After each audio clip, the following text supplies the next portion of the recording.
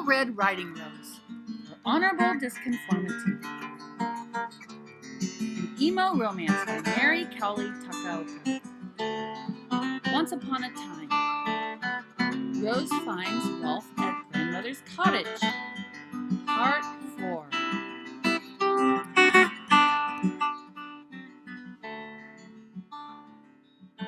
Rolfe? Rolfe is caught wearing grandmother's apron and makes a full bow. Awkward!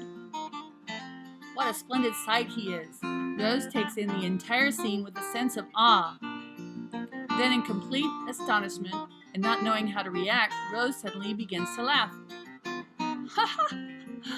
Oh, grandmother, if I may ask, what big ears you do have. Then with his gruff voice, all the better to hear you with, my dear. Rose looks over at his noble self. Oh, I mistook you for another. How like you are to friend Rolfe, my dear grandmother. She hides behind Hunter and continues speaking to Rolfe. What big eyes you have. Then he levels his gaze upon her. All the better to see you with, my lamb. Rose goes on. But grandmother, what big hands you have. Rolfe, all the better to hug you with. He gives her a big bear hug, his arms enveloping her. He buries his nose into her velvet hood and muzzles close to her face. Rose, oh, but grandmother, I declare what a big mouth you have there. All the better to kiss you with, and scarcely had Rolfe even said this, with one bound he moves swiftly, giving Rose a devouring kiss. Caught up in the moment, they fall on the brick wall. Hunter angrily, I have to make this grand appeal. Dude, you had better make for the hills. He motions excitedly to Rose. My lady, free yourself from the wolf like a gazelle. Rolfe flies around the parlor with grandmother's clothing falling all over the floor, door frame, upon Hunter in all the wrong places. Then Hunter, stunned for a moment, gets up and shakes it all off. Hunter chases Rolfe out of the cottage, down the lane, and into the forest, then breathes heavily. Oh, he's fast. Good riddance. Around here, I'll be the only romantic. Back into the forest, Rolfe runs. Once again, he flies. He's like a prisoner of war, running away from his captor.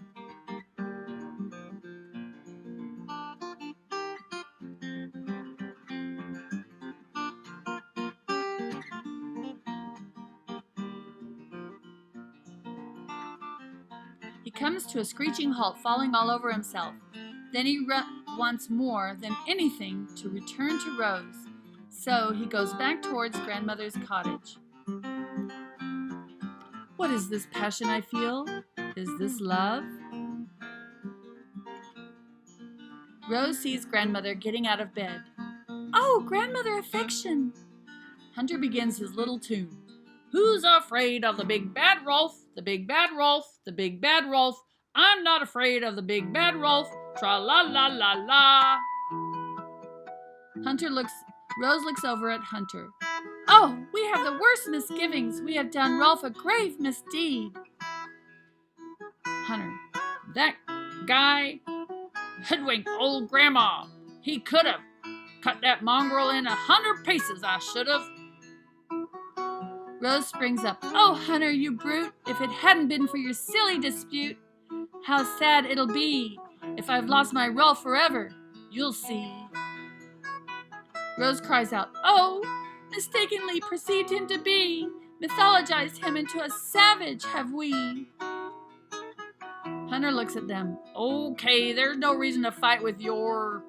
Nobly I forgive that beast of lore. Notice about my Rolfe? He is quite charming underneath it all. Grandmother motions them to go. Let's finish up these silly puns. Oh, this wry tale is basically done. Now, quickly, both of you, out! Go fetch dear Rolfe. Godspeed. even if you have to carry him back with stones loaded on his belly.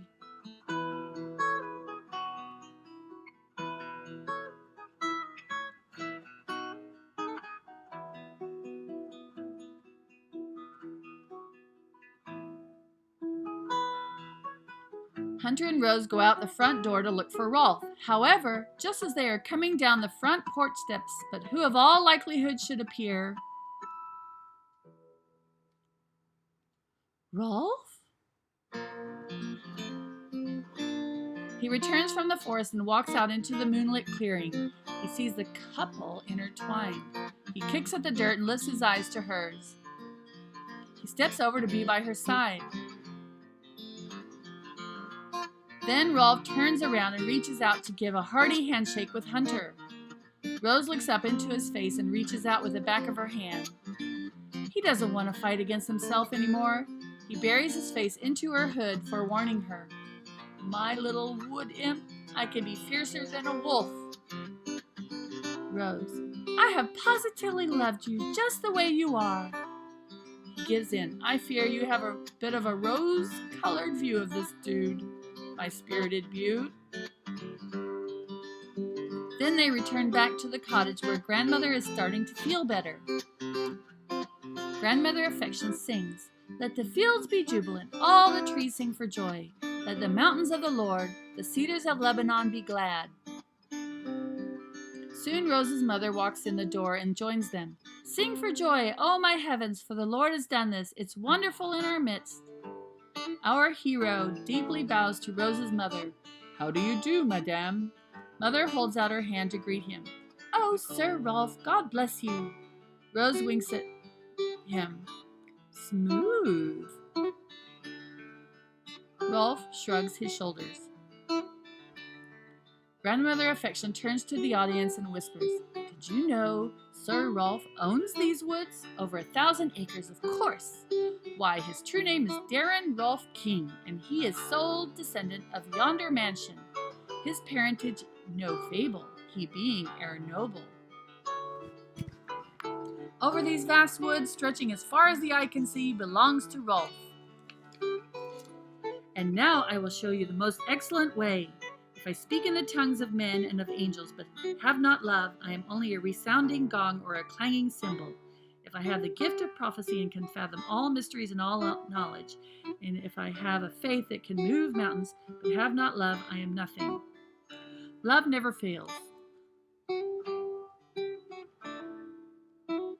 Love is patient, love is kind. It does not envy, it does not boast, it is not proud, it is not rude, it is not self-seeking.